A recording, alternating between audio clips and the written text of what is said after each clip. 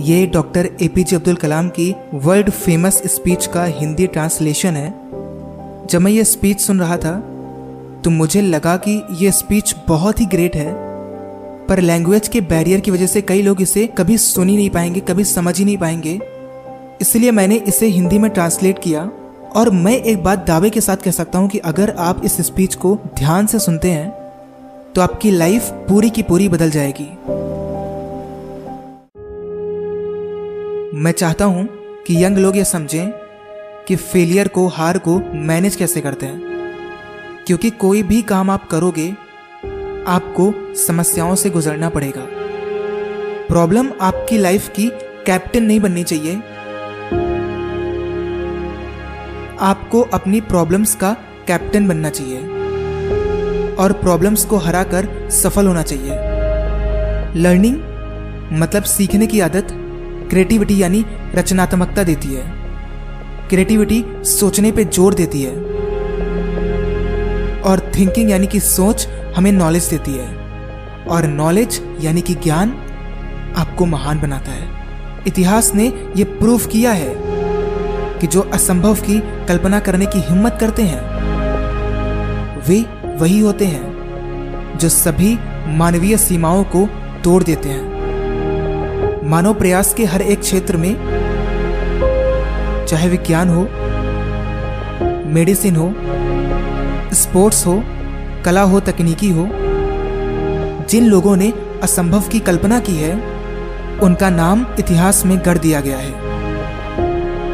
कल्पनाओं की सीमाओं को तोड़ते हुए वे दुनिया बदल देते हैं। आप सीवी रमन को ले लो, आप न्यूटन को ले लो, आप आइंस्टीन को ले लो, आप चंद्रशेखर को ले लो। इमेजिनेशन की लिमिट्स को तोड़कर इन सभी ने दुनिया बदल दी है। अगर आपको खोजकर्ता बनना है, अगर आपको आविष्कारक बनना है, तो मैं बताने जा रहा हूं कि आपके अंदर कौन सी टाइप की कैरेक्टरिस्टिक्स होनी चाहिए। आविष्कार और खोज क्रिएटिव माइंड से ही निकलते हैं,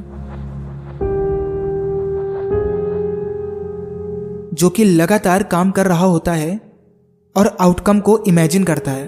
द टेलीफोन, वो इस आउटकम को इमेजिन कर रहा था।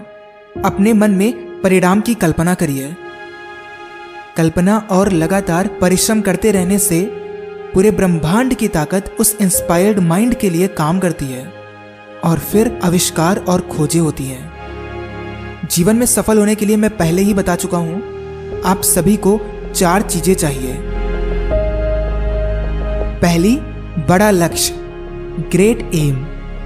मैं बड़ा लक्ष्य रखूंगा या रखूंगी। मैं लगातार ज्ञान को प्राप्त करूंगा। मैं कठिन परिश्रम करूंगा। मैं दृढ़ रहूंगा और सफल होऊंगा। यही मंत्र है।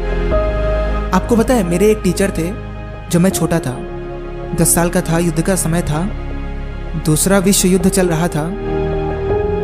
उस समय मैं अपनी क्लास को देखता था। 5th क्लास के टीचर, साइंस के टीचर वो क्लास में आते थे और आप उनमें ज्ञान की किरणें देख सकते थे। जब वो क्लास में आते थे मेरे टीचर, मैं उनके अंदर जीवन की शुद्धता को देख पाता था और जिस तरीके से वो पढ़ाते थे उसकी वजह से मेरे सपने ने आकार ले लिया।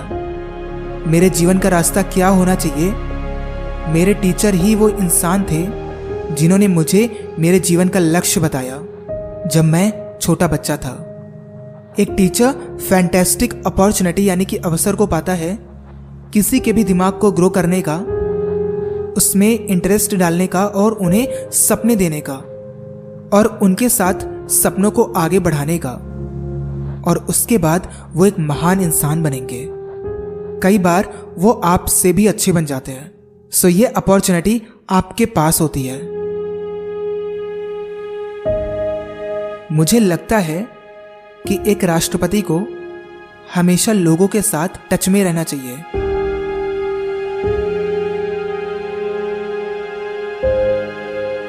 मैं ये फील करता हूं कि जब भी मैं कुछ देता हूं तो मैं बहुत खुश होता हूँ। आपको भी ये ट्राई करना चाहिए। कई बार आपके पास नॉलेज होता है, कई बार पैसे होते हैं, पर अच्छे शब्द, काइंड वर्ड्स आपके पास हमेशा होते हैं देने के लिए।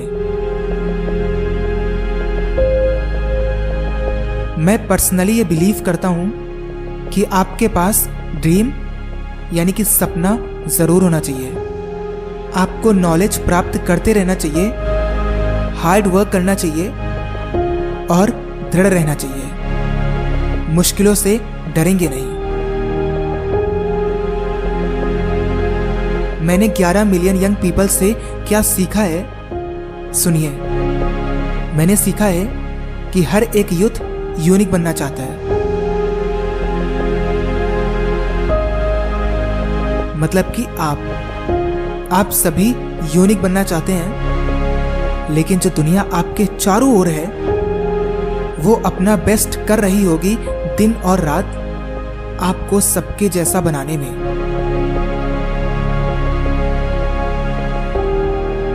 सवाल यह है कि आप यूनिक बनना चाहते हैं या सबके जैसा।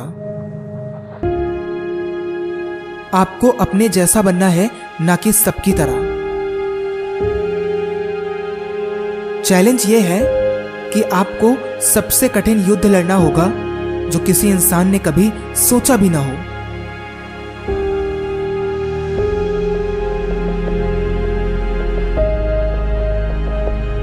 और लड़ना छोड़ना भी नहीं है जब तक कि आप अपनी मंजिल पे पहुंच नहीं जाते, और तभी आप यूनिक बनोगे। Until then, be unstoppable.